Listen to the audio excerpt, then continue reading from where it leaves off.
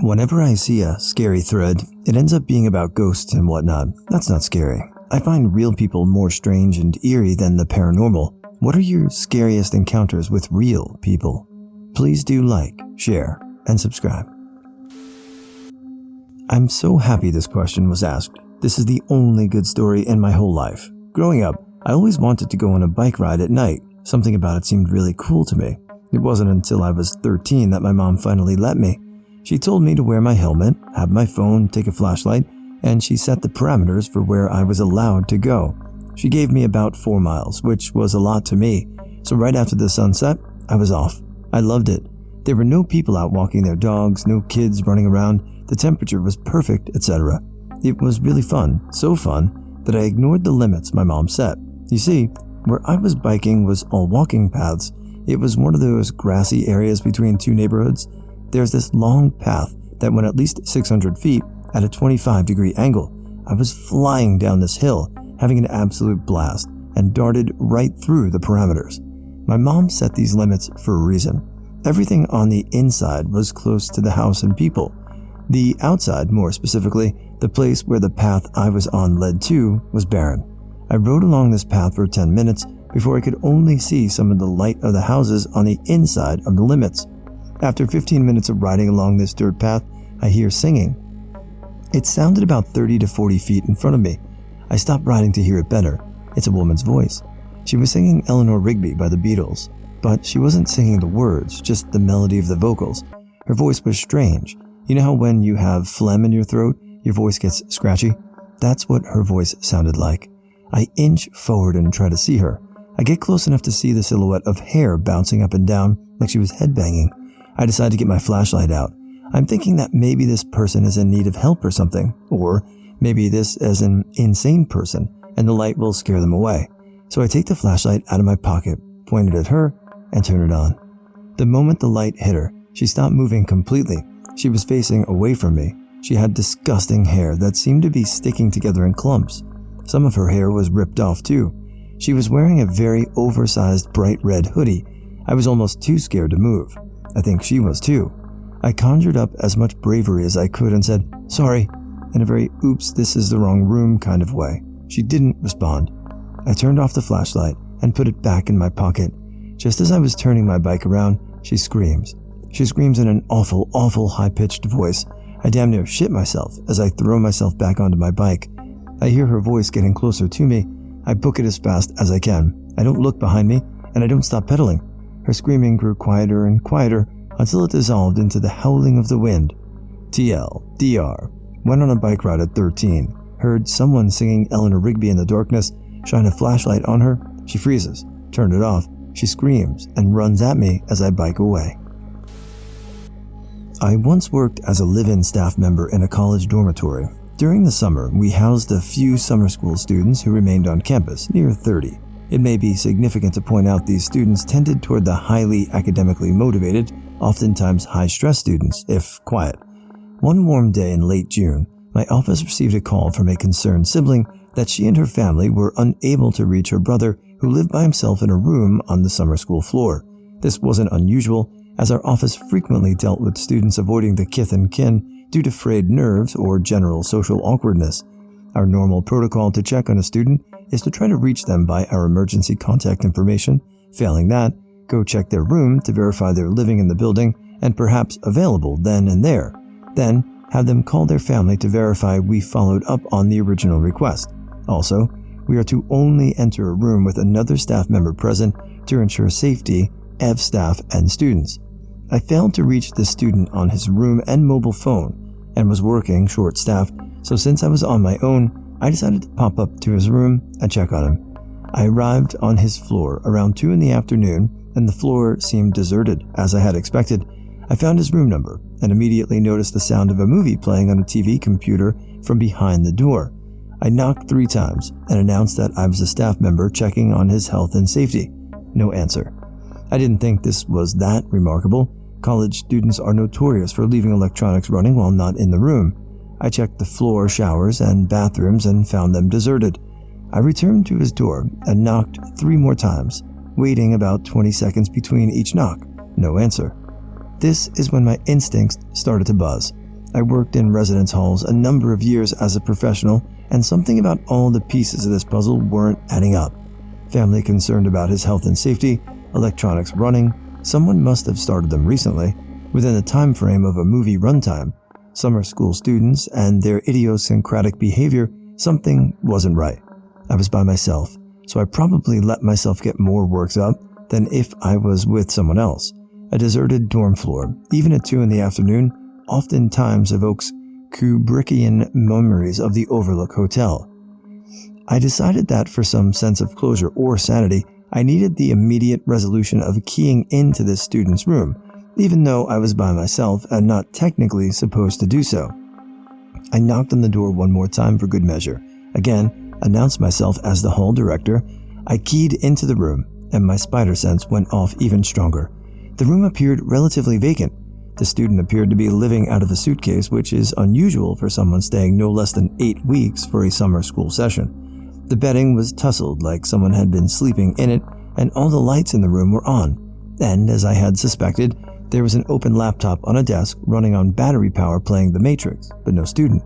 I began to start rationalizing to keep from feeling unsettled. Surely this student and I had crossed paths on my way to his room. I'd never met him before, so I wouldn't recognize him otherwise, and perhaps he was just down in the lobby picking up delivery food for a late lunch. Sure, that's it. Then I turned to leave, planning on trying to reach the student later in the afternoon or that night. As I turned to leave, I noticed another odd piece of evidence. The accordion closet doors, which are removed in most rooms due to disuse, particularly single room like his, were still in this room, and they were closed. Odd. I couldn't remember the last time I actually saw someone use those cranky, dysfunctional doors. Then my intuition spiked higher than ever. Shit. I realized I was alone in a room with a potentially suicidal student who may, in fact, have completed just that. And I'm about to be that guy who discovers the body and then has a shitstorm of paperwork and undesirable tasks, not the least of which would be calling the family back to break the news. I felt like I was talking to myself when my voice cracked as I spoke to the closed doors and announced my name and title, and that I would be opening those accordion doors in 3 seconds. I fumbled with the latch on the doors and finally managed to get them disengaged, and as I slid the doors apart, I was unprepared. I don't know what I really expected. A hanging, gunshot wound? I'll tell you what I didn't expect. A 7-foot dark-skinned Indian man staring at me embarrassingly as though I had found his secret hangout. We stared at each other for a good 15 seconds without blinking, breathing, or speaking. I finally realized what was going on, and my natural emotion was disbelief. All I could think to say was, are you in here hiding from me? He looked at me and said, yeah. My heart was still racing. I turned to leave, and before I shut his door, I turned back to him and said, call your sister, she's worried about you. And frankly, I am too. TLDR, I met an Indian in the cupboard, literally. Scared me. One night around 3 a.m., I was dead asleep with my ex-boyfriend next to me. All of a sudden, I hear someone in my house asking if anyone was home. I woke up my ex and told him to go see what the hell was going on. He was a total chicken shit and made me go. I get out of bed, can't find my glasses, but the guy is still shouting. I come out of my bedroom in my pajamas and see there's a big bald dude in what looks to be a police uniform standing in my entryway. I'm squinting, trying to get a good look at him, and he looks at me and says, I just wanted to tell you that your door was left unlocked and you should lock it. I mumble something to the effect of, thanks, and he leaves my apartment. I'm still as blind as a bat, but I see that he walks away instead of getting into a car. No policeman would be policing the woodsy area I live in on foot. The next day I called the local police station and asked if any officers had reported this incident, and they said they would check with the on-duty officers and get back to me. They called me the next day and said no one had done this. I still get freaked out when I think about this happening, and I wish I knew what that guy was up to. When I was 18, I worked the evening shift at a convenience store. Over the previous 3 nights, 3 stores from the same chain had been held up at gunpoint in my small city, so my manager had basically been prepping me all week to get robbed. I was understandably on edge all night. I was down to the last few hours of my shift, and I was finally starting to calm down a little when a guy with his hat pulled down low walked in, came right up to the counter, and started reaching into the inside of his jacket and said, you know those days when you should have just stayed home? I think this is one of them. Time was moving in slow motion. At this point, and my heart was beating out of my chest. After what felt like 10 minutes, the guy pulled his wallet out of his jacket and asked for a pack of cigarettes. Anticlimactic, but scary nonetheless. TLDR. Almost pooped my pants over a pack of cigarettes. My brother came into town on business and invited me to bar hop on his expense account. I let my wife know not to wait up and met up with him once I got off work.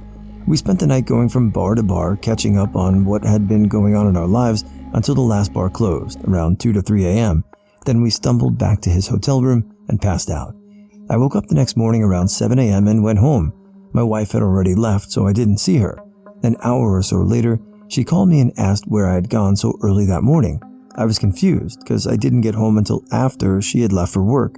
I explained this to her and she got really scared. She explained that around 12:30 to 1 a.m., she heard a key in the front door and the door opening. She sat up in bed and saw a male figure come in, who she assumed was me, and go into the living room. She assumed that I had just decided to sleep on the couch rather than come into the room and risk waking her up. So she just rolled over and went to sleep. A few hours later, around 5 to 6 a.m., she heard someone moving around downstairs again, and then the front door opened and she watched the person leave and heard the door lock.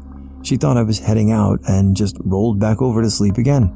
We lived in a neighborhood of townhouses where every house looked the same, so we guessed someone just got the wrong house and had a key that was close enough to ours to work.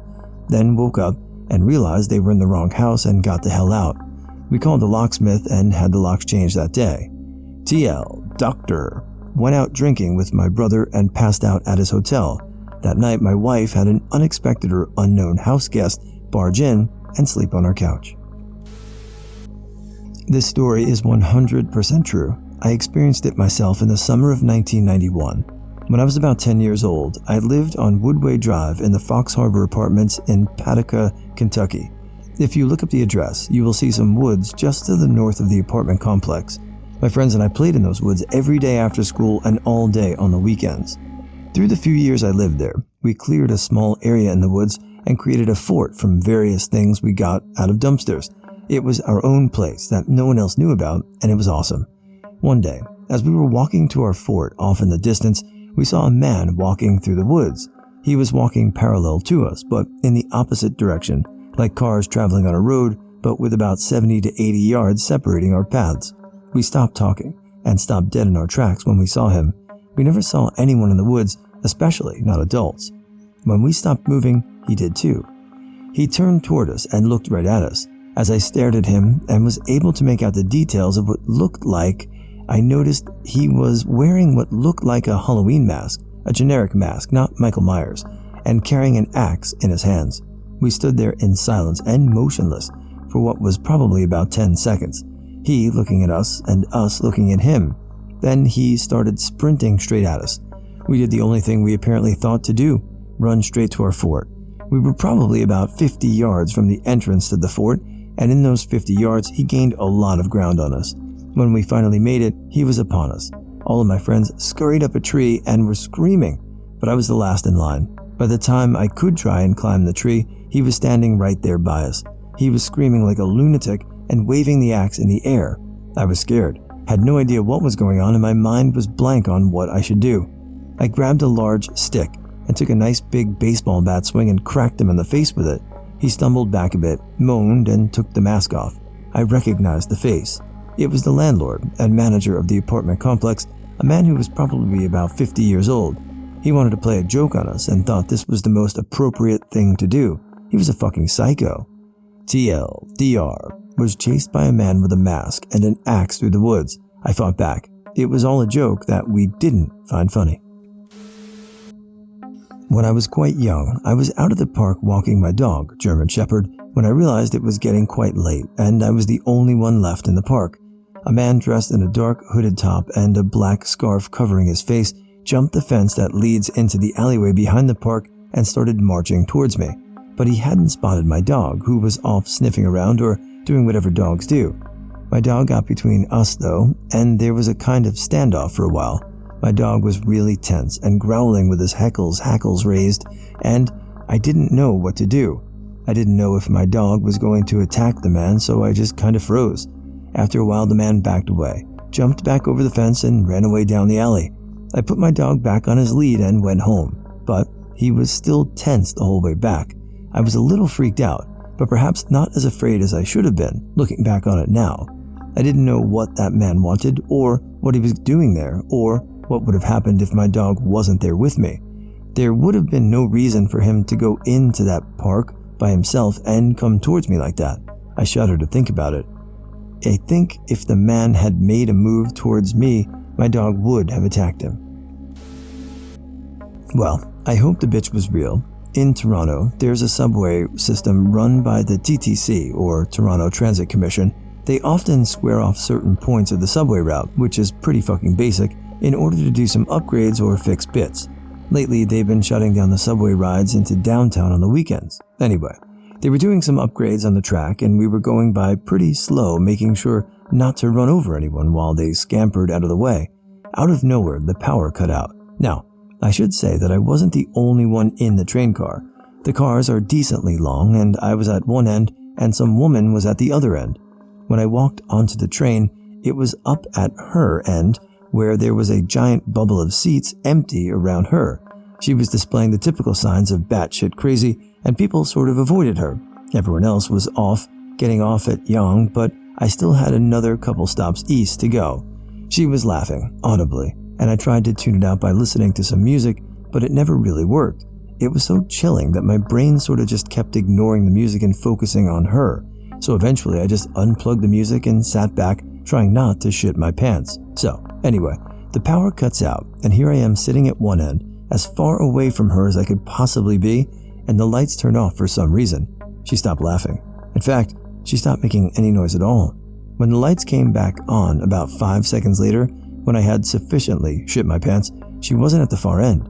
She was about 3 seats away from me, staring at me. The second the train stopped, I bolted for the fucking door, and after she relocated, she didn't make another sound. She just kept staring. Fucking creepiest moment of my goddamn life. Here's a very creepy thing that happened to me. One winter I was pushing my limits and winter camping a lot, but I had this crazy tent with a fireplace. The limit part was just the fact that I was solo and pretty remote in these places. This was rural southwest Colorado canyon country. There wasn't that much snow at all on the ground, but it was 0 degrees Fahrenheit that night. Well, it was a full moon and I was restless. So at about 2 a.m., I got out of my tent, fire still going, and went for a long walk. I ended up climbing up some stuff that was probably a quarter or half a mile from my tent or vehicle, but up above it so I could see down on my tent and campsite clearly.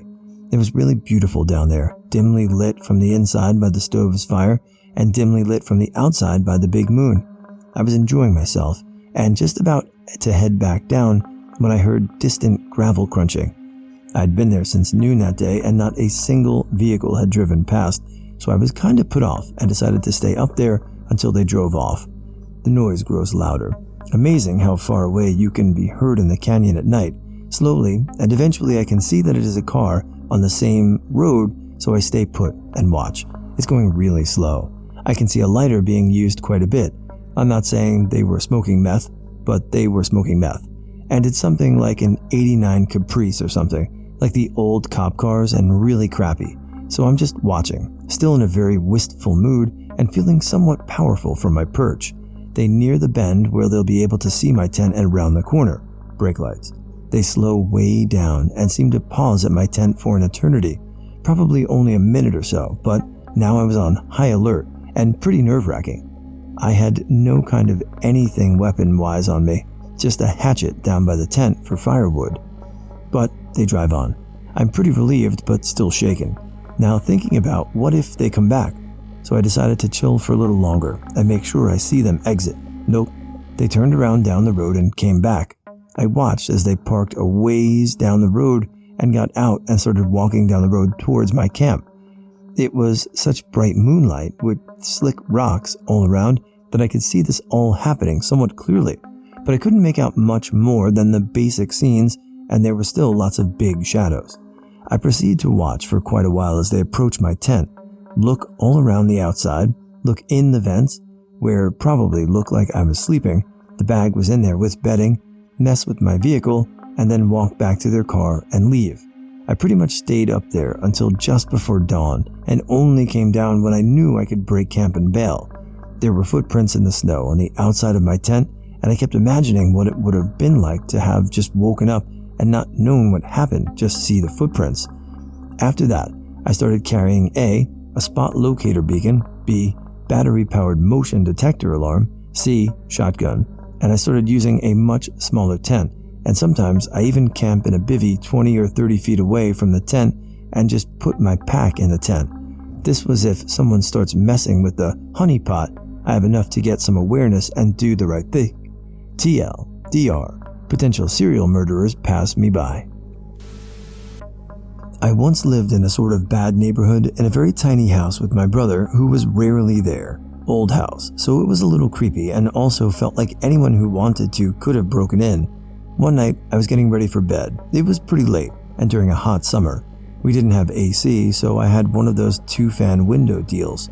The blinds were pulled down to the top of the fan. I was changing for bed. I sleep in underwear and a t-shirt.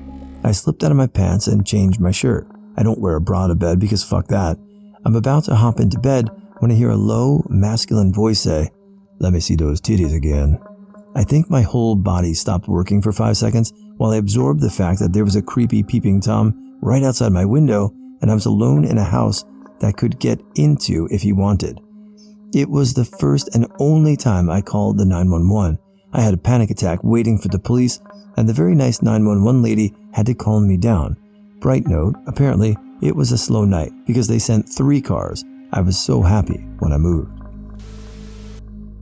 I work in a Middle Eastern grocery store in one of the reddest states. When my son was an infant, I would take him with me to work most days. We get a lot of soldiers that have spent time overseas looking for some of the good food they had there. One day the soldier comes in and he's just nice as can be. Then he sees my son and he starts talking to him in a cutesiest baby voice, saying how cute he is. Then out of nowhere, and in the same cutesy voice, he says to my son, "Oh, you're so cute. I just want to gouge your little eyes out." It caught me way off guard. I just laughed nervously and picked my son up and walked in the back. When I was 17, my friend and I were walking down the street near my house at about 1 a.m. We lived in a dense neighborhood dominated by 3-decker houses. We came around a corner to see this huge bull-sized man on his knees over a woman. He was furiously smashing her head into the concrete sidewalk. When I say this guy was bull-sized, I mean he was not fat. His muscles had muscles, and they were bulging. He reminded me of the Hulk, only he was not green, he was red. Red as if he was in heat stroke. We screamed at him right away. He looked up, and I will never forget that face. There was snot pouring out of his nose. Long strands of it hung all the way down to the woman's head. His eyes were bright white, crazed wide, and far too circular. His face expressed a murderous fury I have never seen before, and I hope never see again. He lifted the woman's head by her hair, and with a loud crack, spiked it into the cement like a football and screamed, "You want some of this, huh?" I had not seen my friend pick up the rock he had, but he threw it at the guy's snarling face. He hit him right in the nose. It was a big-ass rock, but it did not even faze the guy. The guy lunged at my friend, who took off running. Then the guy took off chasing my friend. I knew there was no way a guy that size would be able to catch up to my buddy, who was a track and field athlete. I ran to the woman. Her hair was completely matted, and dark red blood was gushing from a huge deep gash across her forehead. I could not believe she was not unconscious. I tried to tell her I was here to help, and she became combative. She started punching me, screaming to leave her man alone. I was afraid that her screaming would bring that monster back to us. With that thought, I said, "Fuck this," to myself, and I grabbed her wrists and dragged her to the nearest door and started pounding on it. This time, it was me screaming, "Open the fuck up!" I was scared shitless that this guy would be back before I got to someplace safe. 2 men opened the door and pretty much freaked out when they saw that I was restraining a small woman covered in blood. I think they were about to take me out, but I screamed, "Call the police, call an ambulance." I told them that we needed to get in before he comes back. I told them he will come back. We quickly dragged the woman into the hallway, shut and locked the door. One of the guys called the police, and they showed up in what seemed like seconds. An ambulance arrived soon after. My buddy, seeing the lights of the squad cars return to the scene, he outran the guy and got to a store and had the clerk call the police. So I guess they were already on the way before we made the call. The police had a lot of questions, of course. We had no idea who this guy was. We never saw him or the woman before. In the end, the police gave us a card and said that if we see this guy again, call 911 right away. Like I would even hesitate. The next day, the events of the night before were in the paper. I read the article sitting on my porch. It said that the woman was in critical condition. It mentioned my name as well as my buddy. It also said that the man was yet to be identified and was yet to be apprehended. Here's the part that really messed with my head. The place where this happened was 1 block away from my porch. I looked up and could see the spot where he was smashing her head. I remember thinking, that fucker is still out there, and looking down at the paper, he knows my name. 2 weeks later I turned 18 and I was on a plane to boot camp. This guy scared me that much. When I was a youngling, my brother and I went for a walk in the woods behind our new house. We came upon an unfamiliar area and noticed plaster body parts thrown willy-nilly. We kept walking and discovered a mannequin massacre. Dozens of lifelike plaster mannequins in various positions of death and torture, some with burn marks, some tied to trees with forks and knives stuck into them, and others hung by their necks from branches 3 stories up. The mannequins were dressed in human clothes and featured detailed facial expressions of pain and terror. In the middle of this WTF clusterfuck were childlike mannequins that had been tied up and blindfolded. Used condoms were everywhere. We left, terrified and wondering, who the fuck would do this?